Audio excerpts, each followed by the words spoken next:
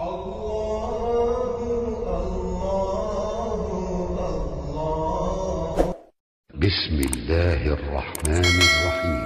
బషీర్ 21 అల్ బషీర్ అల్లాహ్ అల్ బషీర్ మనకు చూసే శక్తిని ప్రసాదించాడు. ప్రపంచంలోని ప్రతి వస్తువును 2 కళ్ళతో చూడగలుగుతున్నాం.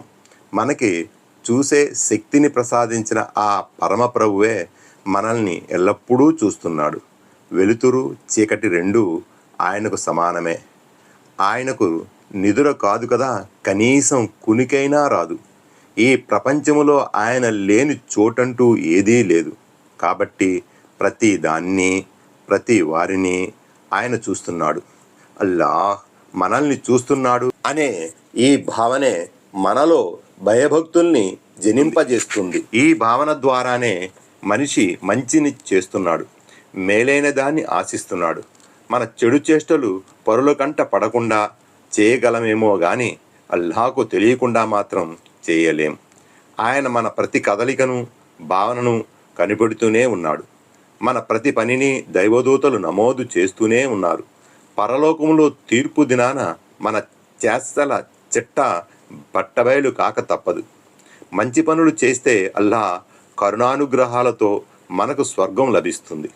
చెడు చేష్టలు ద్వారా నరకం ప్రాప్తమవుతుంది. ఈ భయంకరమైన తీర్పు దినాన క్షమించే శక్తి కేవలం ఆ అల్లాహకే ఉంది. కాబట్టి మనం అల్లాహనే విశ్వసించి ఆయనపైనే భరోసా ఉంచాలి. ఆరాధనకు అర్హుడు అల్లాహ్ మాత్రమే. కలిమి బలిమితో అధికార పీఠాలపై ఉన్నవారు తాము ఏం చేసినా చెల్లుతుందని, ఎవరు వారిని అడ్డుకోజాలరని భావిస్తూ ఉంటారు. కానీ అల్లాహ్ అందరినీ గమనిస్తూనే ఉన్నాడు. మంచి చెడు 2 నమోదు అవుతూనే ఉన్నాయి. ఏది దాగి ఉండజాలదు.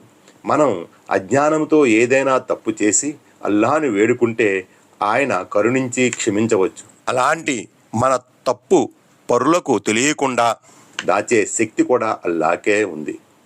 ఏది ఏమైనా పరలోకంలో పరుల ముందు పరాభవానికి గురి అయ్యే ఎలాంటి పాపాలకు పాల్పడకుండా మనల్ని అల్లాహ్ కాపాడాలని కోరుకుందాం.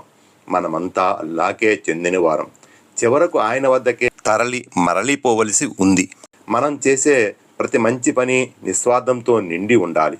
అలాంటి ప్రతి మంచిని అల్లాహకే అంకితం చేయాలి. ఒక పని చేసే ముందు అది మంచో చెడో అని ఆలోచించడానికి కావలసిన విచక్షణ జ్ఞానాన్ని కూడా అల్లాహ్ మనకు ప్రసాదించాడు. నిత్యం మనల్ని అల్లాహ్ గమనిస్తున్నాడనే భావన మనసులో మెదిలితే చాలు. ఇక ఏ మనిషి అయినా చెడు చేయడానికి జంకుతాడు.